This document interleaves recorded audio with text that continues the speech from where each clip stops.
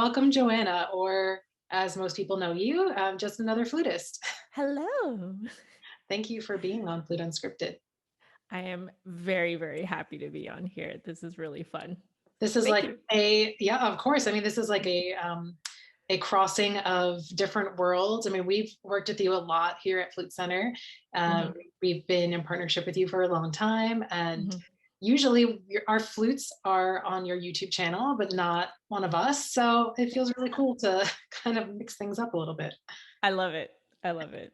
And speaking of our partnership, kind of wanted to get to know more about you as a flutist, as a person. And Mhm. I think a lot of people might be curious just to hear um, how we came to meet and how this partnership came to be, but also, why you think that this format for testing flutes is really important. I mean, it's a big part of what you do, Mm, and mhm. you play test a lot of our instruments for viewers out there. So, Yep.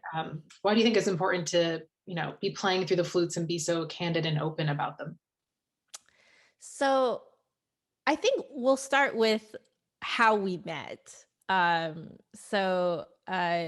What's really funny is that I think a lot of people don't realize that it was a cold email from you guys. Specifically from Emily Yep. at the Flute Center. Emily's, I think, the social media um, Yeah, she's our uh, director of director. marketing. Yeah. Yeah, that's the word. So she cold emailed me, but I didn't receive the email because it went to my spam. Oh no. Yeah, so, um, I think even my inbox thought it was too good to be true and, stashed it away in the spam. And I think because you know how spam deletes their emails, like, your emails after Every once in 30 a while. days, Yeah. right? Yep. Yeah, so I never check my spam, okay? Never check my spam. And then one time I was like, "I wonder what's in my spam." And I go and I check my email, and I see this email from Flute Center, and I'm like, "What?" Because 'Cause I've heard of Flute Center New York for a long, long time. I think the first time I heard of you guys was when I was, 16. I was still living in Vancouver, Canada at that point, and, I believe that was the year that, Sir James Galloway came into town, in Vancouver, and, um and I think you guys came in as well to, show some flutes and stuff like that at, the University of, British Columbia, UBC, in Vancouver, and, so, I didn't know what was going on at the time. 16 years old, very green about the flute world. But I had been playing for quite some time already. And because it was local, I went to go and take a look around. I'm pretty sure I passed by your booth. I'm pretty sure. But the memory of the whole thing is really kind of foggy to me now because it's been so long. Yeah. But that was the first time I heard of you guys. And I knew that you guys were a big deal because everyone was like, "Oh my god!" I think what I remember was that people were saying even the Flute Center of New York is coming into town, and crossing the border for it. So I've heard of you guys since then, and so when I saw this email sitting in my inbox, I was like, "What?" So I opened it up, and Emily had written this very sweet, very long email kind of describing um I think she just made the assumption that I had no idea who you guys were. And so she did the whole description of what Food Center is about, and then mentioned that they were kind of reaching out to social media influencers. And I didn't really think of myself as an influencer. Oh, I was that's just, interesting that you yeah, didn't at that I time. Yeah. no, I did not think of myself that way because I thought of it more as just content creation. Sure. Yeah. I just like the medium of making videos. And so she was like, "Hey, would you like to play test our flutes? I could just send them over to you and then you could just play test them at home with your format of video making." And I was like, "Oh my gosh," because some years prior, um I had, because I only have so many flutes, right? So Right. I just took a random beginner Yamaha flute and a random beginner Jupiter. And because the only place in my home at that time, I was living with my parents, that had really good acoustics was the bathroom. So I did a review of comparing those two flutes in my bathroom. My goodness. Yeah. And I just, I had no idea what I was doing. Looking back, I had no idea what I was describing. I was really only describing how I felt on the flute. But at that point, I had not yet recognized that, different people have different experiences on flutes, right? Sure. So I didn't know what I was doing. So I was just kind of like talking about what I felt, and that was it. And then I was thinking to myself, man, it'd be so great if I could like get my hands on other flutes and just like make videos about flutes and talk about flutes. But that idea was, I just shot that down by myself because I was like, that's going to get too expensive. How would I get a hold of these flutes that I'm clearly not going to buy? Who would rent them to me, etc. And here comes Emily going, we'll send you flutes. Like, let's do this. Right. And I'm like, what? So that's how that happened. I responded back, and I was a little bit careful with my email because I wanted to just make sure that you guys were actually the Flute Center. And so I think what we did was I think we set up a video like meeting to like, so that I could make sure that they were really, Right. you were really who You you weren't said you spamming it. were. Yeah. Yeah. And then also because you guys could tell that it was really me talking Yeah. to you too. So like it worked both ways, but that was really funny. I almost did not get the email. I think it was only days away from being deleted. Wow. And we've, Yeah. like Flute Center and JAF been together for a long time. So it's hard to Long imagine time now. a time when that Yeah. work out. Yeah. And I So think people, I mean, I'm sure you have your own hypotheses about how you've kind of blown up and why so many people love watching your channel. right. But I think that a lot of it also comes into play with your name, Just Another Flutist. Yeah. It's kind of genius. Thank you. It's a little play on words because there are a ton of us. There are a lot. Mhm. And I think that you kind of embrace it. Like, that's a good thing. That's okay to be just, another Yeah. one of the flutists out there. It's kind of cool. Yeah. So what do you think makes the community so special and has helped your channel grow? Honestly, I didn't mean for this to grow. Um, I went and called myself Just Another Flutist because I was at actually a very low point in sort of my flute self-esteem. Um, and I had just gotten out of, I think I came up with the name when I was still in university. I was like third or fourth year at the time. And I was not the best flutist, nowhere near the best flutist in my school. I was one of the, like, think of your very, very average to like somewhere between bottom tier to average flutist in school. That Sure. was me. I had some problems looking back with my posture. I had some problems with some of my breathing and also just how I perceived like expression in music. I had some issues with that because it got kind of tied up with like practice anxiety, but also like basically un like I was unaware of my own practice anxiety. And so it snowballed out of control, and it kind of made my musicality really kind of wonky, especially when it came to solo work. So I was always seen as at least I saw myself as a very weak flutist when it came to especially solo music. I was known as a chamber flutist in my school. So if anyone wanted a flutist to play with them in their recital, or my wind quintet was fairly well known in our school for being like basically the best the best student wind quintet. And it's like, so it's all chamber related stuff that I was really good at. People always wanted me to be their second flutist because I always made them sound like gods, and like it was really fun. I really love doing all of that stuff. But in terms of me being like my own flutist, like like seen in sort of a solo regard, I was very weak. And I felt very like nothing would set me apart. You know what I Yeah. mean? And so that's where the name Just Another Flutist came from, was because I felt like I was just another one, you know? There's so many out there. And the biggest thing that was talked about when I was in school, I'm not sure if this is still talked about now, but when I was in school, everyone was all about finding your own voice, you know, finding like, you know, like your own sound, like your own tone. But like, what does that even mean? Right. Right. And so, like, and I just felt really behind, you know, and I just kind of felt like, well, I'm already in third year. You know, I'm going to graduate next year. And when I get out into the real world, what is going to set me apart? I haven't found that yet. Right. And so I was like, what if the thing that sets me apart is the fact that I'm like everyone else?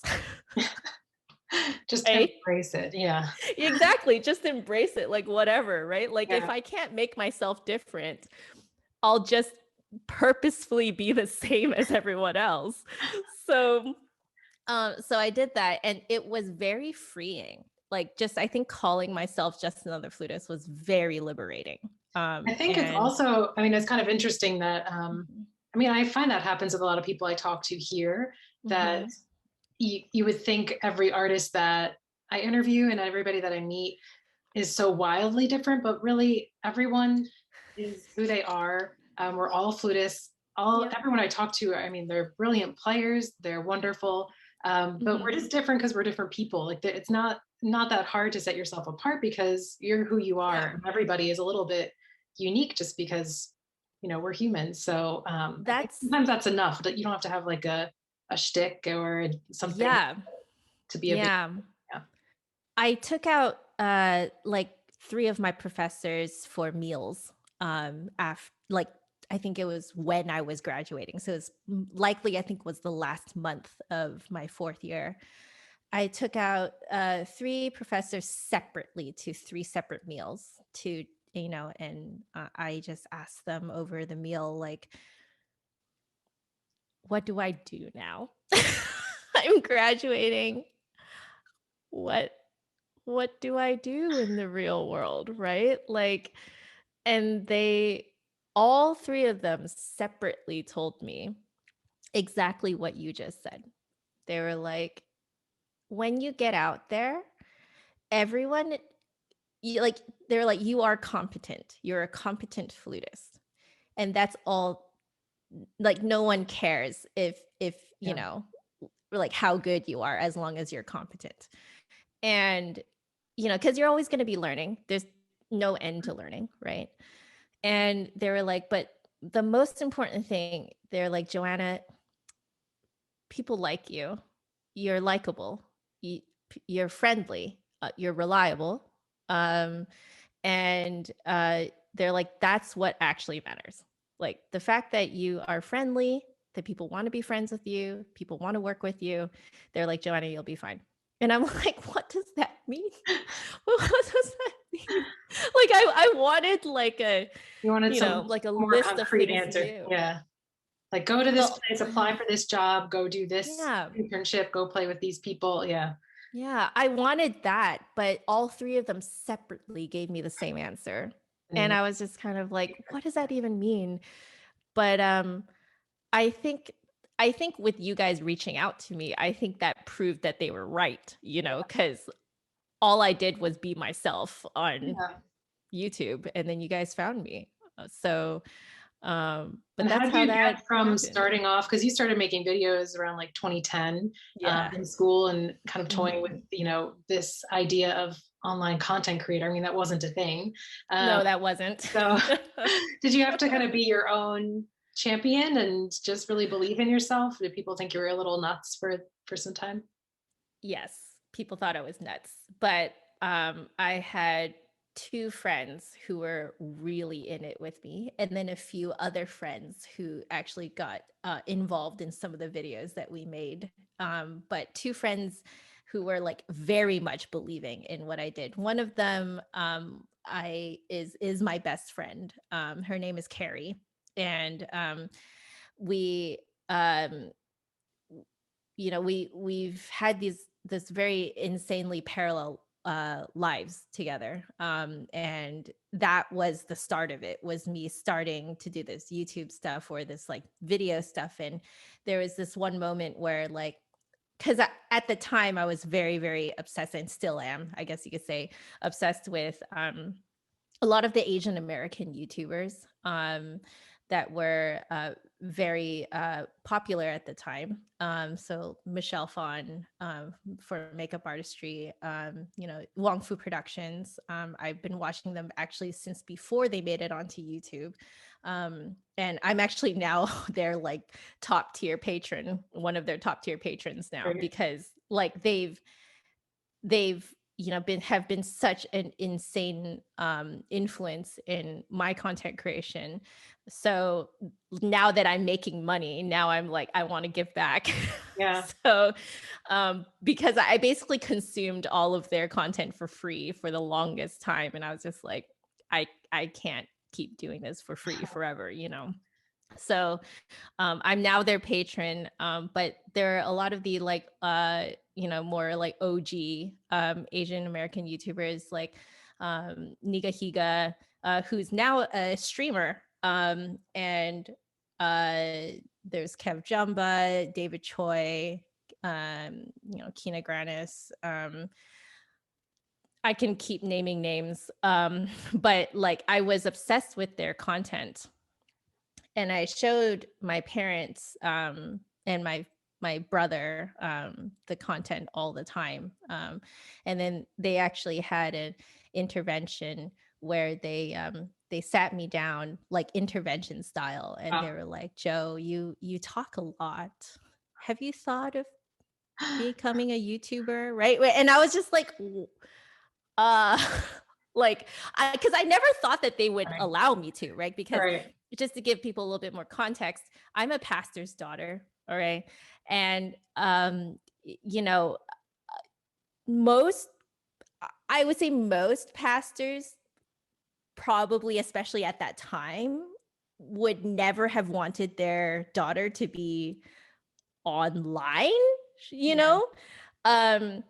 Because it was seen as a very dangerous place. Right. It's like the Wild West out there, this scary online universe. Yeah. Yeah. And to have them basically intervention style be like, you should start making videos, like I was like, Right.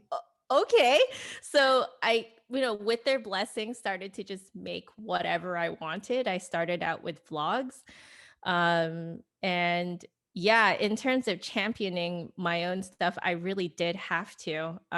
My best friend came along to make some stuff with me, and we volunteered to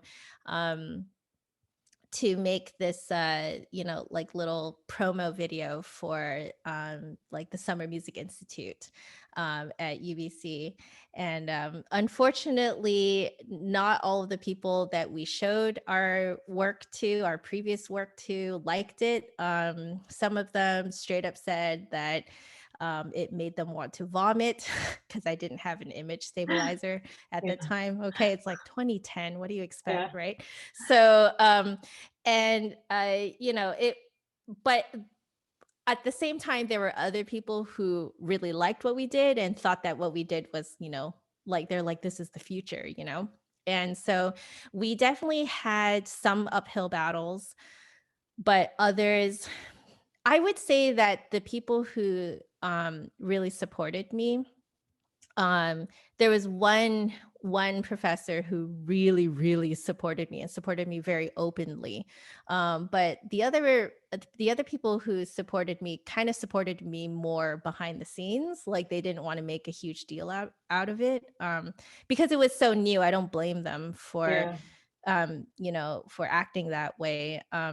But definitely at the time, I was a lot more green and a lot more naive about politics and stuff like that. So I was always like, why isn't anyone like backing me up? Oh my God, blah, blah, blah, But now that I look back, I'm like, no, they're just being careful. Like I get it, and so it definitely felt like sometimes it definitely felt like an uphill battle. But I just love making videos so much that I didn't care what they thought, and I just like made it anyway. Right. It's kind of like that's the secret to finding what you enjoy doing, and what Yeah, you want to keep doing is if it's just for you and it makes you happy, and no matter what exactly. everybody else thinks. Um, Yeah, right. Like just because other people don't like it, it doesn't mean that you need to stop doing it, right? right. Because like at a certain point, like there you have to realize what makes you happy and what makes you feel fulfilled, and you need to just go and do it Yeah. regardless of what other people say, whether or not that becomes a career is kind of left up to chance, I would say. I did not expect this to become my career. In fact, I was actually banking on it not becoming my career because there's a whole lot of luck that goes into this too. Sure. And, you just don't have control. So I just straight up let go of that control. I'm not going to bank on this. But it kind of became the reason why I can have a full studio of online students and stuff like Yeah. that, and work with you guys, like it's the reason why all the other stuff happened in my career. So It's like a big yeah. snowball effect, a really Yes, cool yes, snowball yes. effect. Hmm. And you've been making videos for a really long time now. Things have Yeah. changed, I think. Um, you've made a conscious decision to draw a little bit more boundaries between your Yeah. work life and your personal life. Yeah. I mean, you're still really open and really candid. So, and I think that's why a lot of people become connected to you right away, is because you can tell you're just so open. So where do you decide to draw a line? And do you ever feel like are you afraid of it affecting viewership or how anybody can connect to you? I totally am afraid of it affecting Yeah. viewership. If I'm being completely honest, yes, I am. But I think I decided that that was a sacrifice I was willing to make for the longevity of my career and the longevity of my sanity. you know, Good. because I used to do a lot of vlogging, and if I'm being completely honest, I would love to do vlogging again, but not within my home. Yeah. Um, it's just I I don't have the mental capacity to deal with people randomly criticizing things within my home, the possibility of that. So, Sure. because what happens a lot of times is whatever you open up to the internet, so everything you see on camera behind me, right? Mhm. Everyone is going to look at them, right? They will see this Hello Kitty playing the flute, they will see this character from the video game I'm playing. They will see, oh, there's a speaker box over there, and you know what I mean. Like they're gonna Yeah. look, at everything, and I have already kind of marked this area as available for the public to look at. This is like the Right? safe zone. Yeah. Yeah, this is the safe zone where I don't mind if people ask about the things behind me, right? But I can't do it for the rest of the house. I just cannot do it. Like I think there's a level of privacy that I need to have just for my sanity. And this is not to like, I'm not poo pooing on other vloggers who are like daily vloggers and they have to, they just film everywhere in the house. Yeah.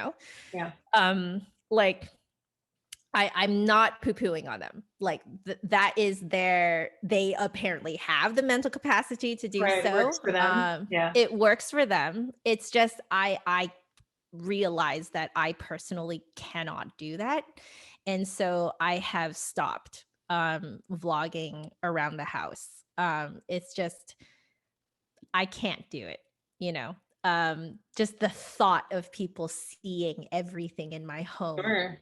Yeah. absolutely drives me insane. So, yeah, that's kind of where I draw the line for now. But that's not to say that, if I'm out traveling, I mean, with COVID, but, traveling or doing something interesting outside of the home, I I would actually really love to restart vlogging. But the thing is with, you know, Yeah. situation that like, where are you going to go? Right. So I'm just Right. kind of waiting right now. Yeah, and so that's why there are no vlogs right now, because Yeah. there's just nowhere to go, you know. Well, how do you manage keeping, the work-life balance when you are creating content in your house, in terms of making this workspace so sacred? I imagine, I mean, for myself, it Mhm. can be hard when your whole Yeah. setup and everything is so Mhm. convenient to just, work on something a little bit longer than you normally would have. Oh, Um, and again, have a hard time just separating yeah. the two. Yeah. Um, so I uh I tried a few things.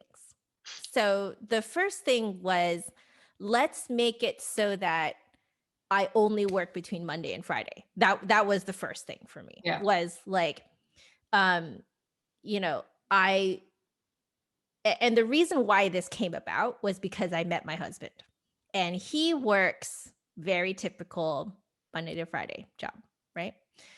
And if I was working during his off hours, I would never see him. Right? Not And fun. I'm like, but I really like, I'm like in love with this guy, you know? Like I want to see him. Yeah. So I was like, well, why don't I just, cuz I'm my own boss, why don't I just rearrange my schedule so it more lines up with his, and then I could like see him, could go on dates, we can spend Saturdays together.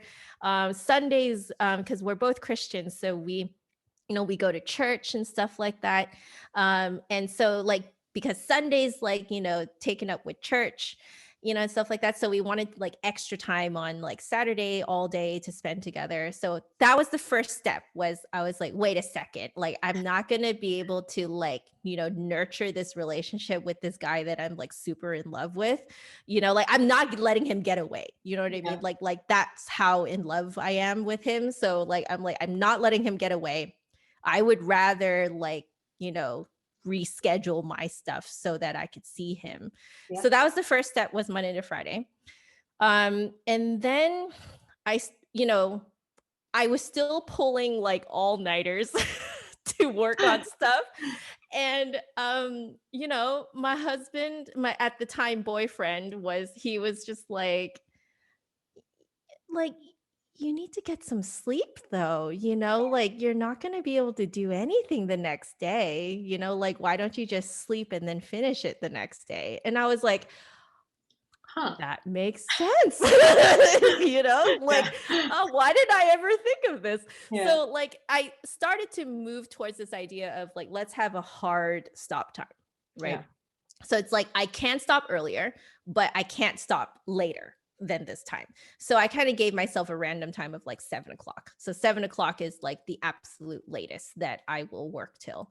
And then so that happened, and that was going all along pretty swimmingly, until I started to get more students. So when I started to get more students, I was like, oh shoot, like I'm starting to run out of time to do my own content creation, right? Yeah. So I at first it was sort of willy-nilly, like I could just like, put people anywhere in my schedule, like, and it's whatever, like it's one here, two there, it's not a huge deal. Now I'm doing like 4 or 5 students a day. And if I'm lucky, I only have like 2, like 1 or Yeah. 2. And so like with that many students a day, I was like, oh crap, like I need to like rearrange my schedule again. So I was like, okay, how about I take Monday, and today is Monday that we're recording this. How about we take Mondays to be my like, you know, uh creative work day. So it includes content creation and stuff like that, right? And then Tuesday to Friday is when I teach. And so I have been able to like cram everyone into Tuesdays to That's Fridays. great. Yeah. Yeah, and like with all of my students being adults, they're all pretty darn flexible. So like even if they had originally had their lesson on the Monday, it wasn't actually a problem for any of them to switch to a different day. So like I now am able to kind of more streamline my schedule. And so that was working pretty well, but then I still would get distracted. So I started to do what I call like an adjustable calendar blocking type of scheduling, where I kind of pre-plan my week the Friday before. So every Friday I'm pre-planning the next week in terms of like, when am I editing? When am I teaching? When am I checking emails? Like, that's why I'm able to check emails every day, is because I actually block some time out to check emails. Oh, And then what I do is, like, on the day of, when I'm working on the stuff, I'll actually kind of adjust the calendar so that, like, it reflects when I actually did stuff. But having it blocked out on my calendar to do stuff, it actually gets me to not procrastinate and to actually do the editing, actually do the, right. 'Cause it's like your designated only time, yeah, and yeah, now's the time yeah, to be serious. Yeah. exactly. So some people like it where they just they just follow the calendar exactly, but I don't really like that. I like that idea of, like, if I find myself having some extra time, I can take something that I was going to do later and do it now, and then I just, like, literally move it in my calendar, because with, like, Google Calendar, you could just, like, I slot love the things around sliding. and, Yeah. right, drag and, click and Yeah. drag, right? So, like, so I started doing that, and to great success thus far. But yeah, that's how I've done it. It's kind of come in steps. It's like, it's all kind of trial and error, Yeah. like, if I hadn't met my husband, honestly, I think I'd probably still be pulling all-nighters right now, because Yeah. And who because knows how sustainable, that I is. don't Oh, think that was yeah. very sustainable. I Yeah. really don't think so.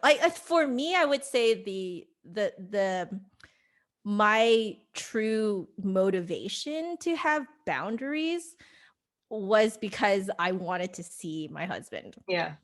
Yeah, and not be working when he's not working, I mean, makes sense, of course. Yeah. I mean, I'm not letting him get away. So, Yeah. like, like, I need to change something if I'm Right. going to see him. Yeah.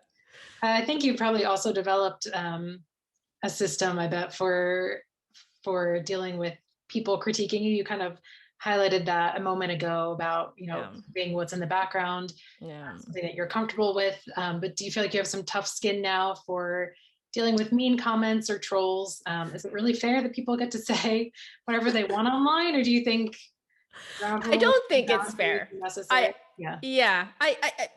Being completely honest, I don't think it's fair. But at the same time, I don't 100% believe that these people making these comments are aware of what they're doing. Like, you have to have a level of non-awareness to Yeah. say these things, Yeah. right? Because I would say that the, like, absolute majority, like, crazy majority of my viewers would never say those things, like, ever. They would be like, how can you even type those things out, right? But Right. it's always the vocal minority, right? Yep. And a lot of this vocal minority, they don't know that what they're writing is really um unnecessarily critical, if that makes sense. Yeah. Now, there are sometimes great constructive criticism. It doesn't happen often, but sometimes I get it and I love it, because I'm like, that's how it's coming across. Thank you so much for telling me. Right. Then I will make it even better in the next video, right? So, like, for constructive criticism, fantastic. I'm never hurt by it. And it's great to get, direct Get feedback, feedback. right? Yeah. Yeah, I really like that, actually. But it's the people who I have mentioned this in my streams before, like, just my practice streams on Twitch. But I made a video years ago now, where I was picking a backup piccolo for myself. And I received, that video probably had the most, I guess you could call them hate comments, out of all of my videos. Interesting. And it was because I did not pick the piccolo that those commenters wanted me to for myself. Not Right. only was that the case, it was the piccolo that they wanted me to pick was outside of the budget that I stated in the video. Well, it doesn't really make any sense. Right? Which is why Yeah. my conclusion is they must really not have much awareness of how their comment is coming across, like just a lack of awareness, not thinking before they say things, not thinking before they type things. I mean, sure, probably they regret it now. I wouldn't be surprised if that's the case, but like there was definitely a lot of not thinking before typing. They're like, oh, if you just like, increase your budget by like $200, then you could get, like this piccolo that I really liked, like it's much better than all the piccolos you tried in this video. I got so many comments like that. And what was really funny was there was one kind of oblivious person in the comments who, like, in the midst of all this like absolute hate, in the midst of it, she's like, oh, that was really cool to see how you did this, and I loved like I liked how the last one that you picked sounded on you, blah, blah. It's like this very like oblivious comment in the midst of all the hate. And then she actually went, I think it was a she, I keep in my head thinking it's a she, but she went back and edited her comment to say, oh my God, I just read all the other comments. I am so sorry you're getting this amount of hate. Yeah. She's like, on behalf of all those people, I apologize on their behalf. Like, you keep saying that the flute chooses the flutist.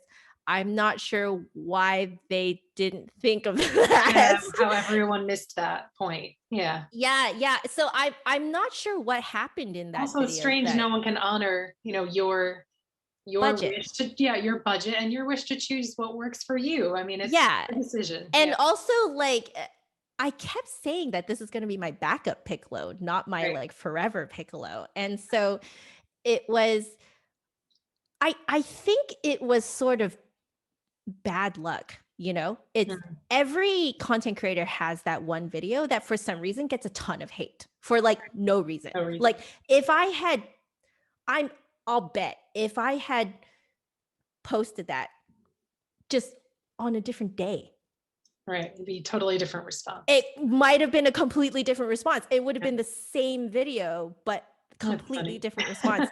Yeah. And I see this with every content creator that I watch. Every now and then there's just this one that just gets a ton of hate, but it's not like it's any different from any of the other videos they make. That's strange. It's very strange.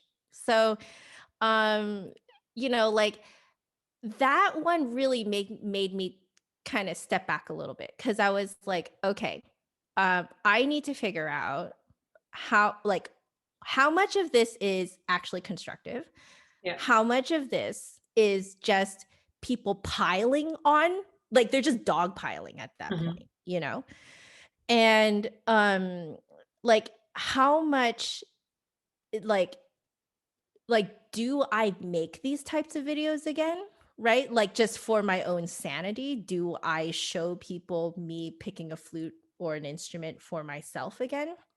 And so because I was just so tired of the response, I decided that I would never show online how I pick an instrument for myself. Now, what was really funny was that I still ended up finding my head joint in front of everyone, because it was supposed to be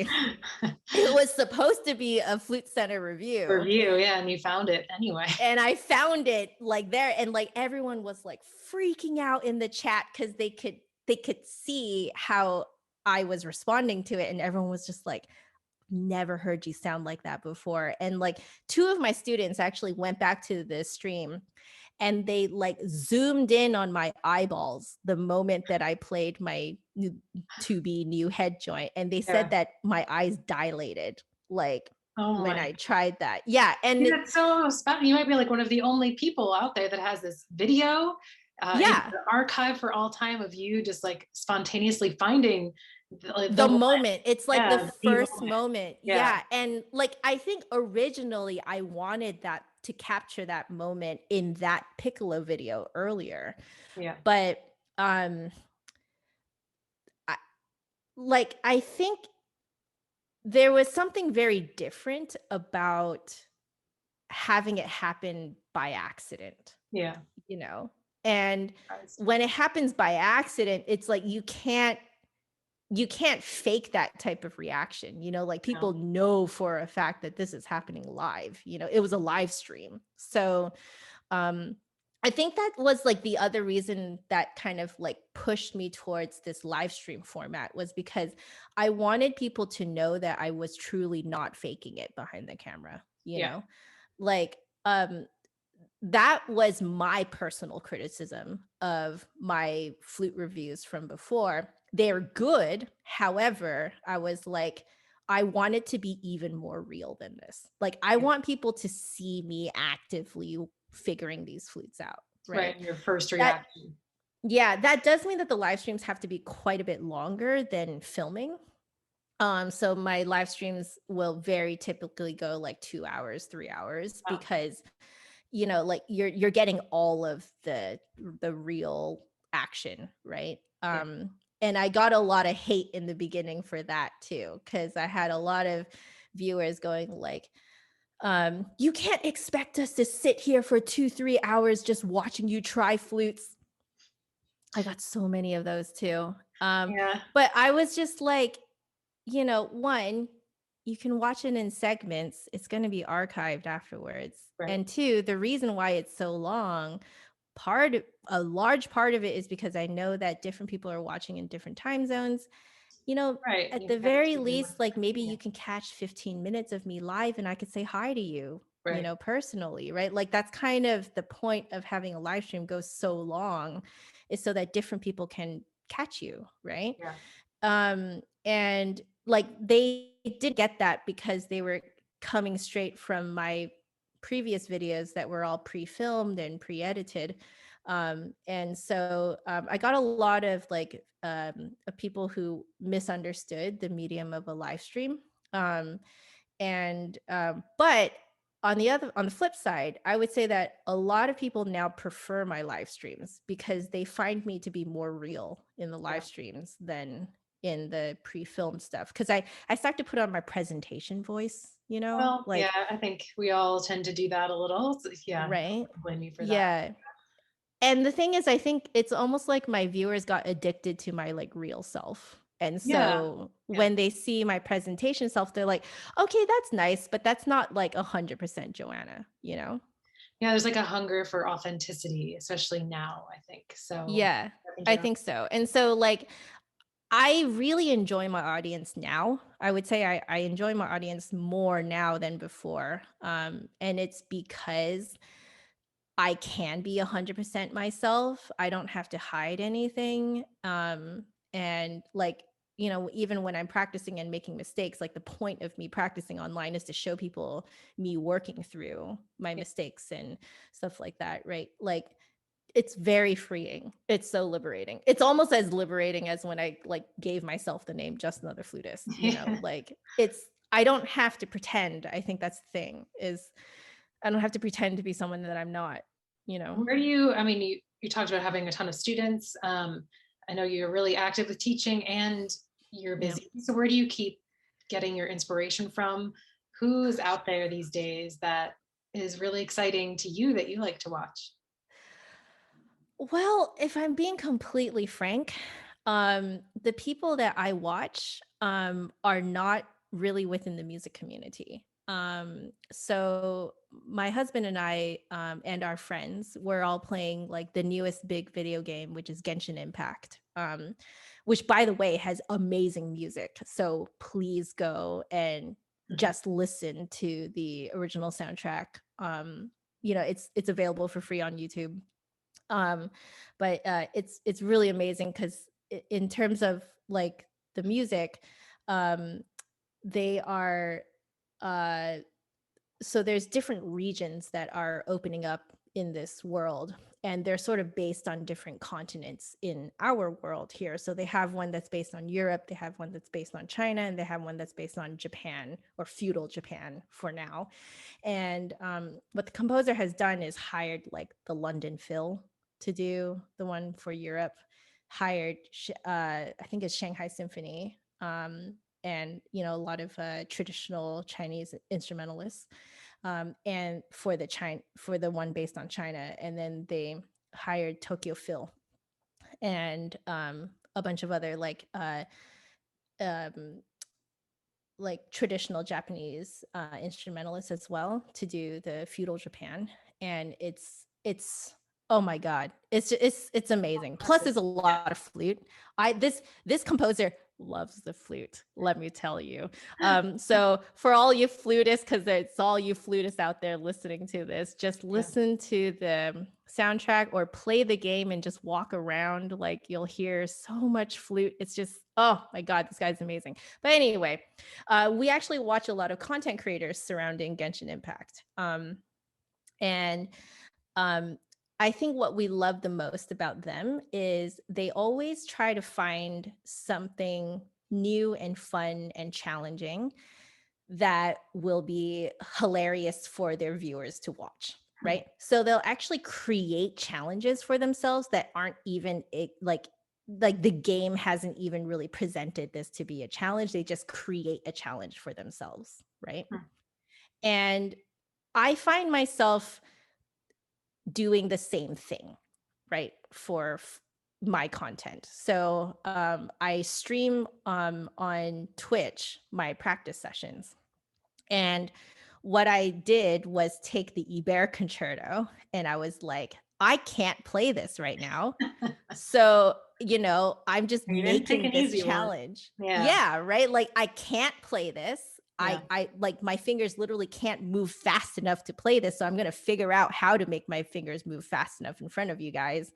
And then also I was like very, very terrified of memorizing stuff. So I was like, let's kill two birds with one stone.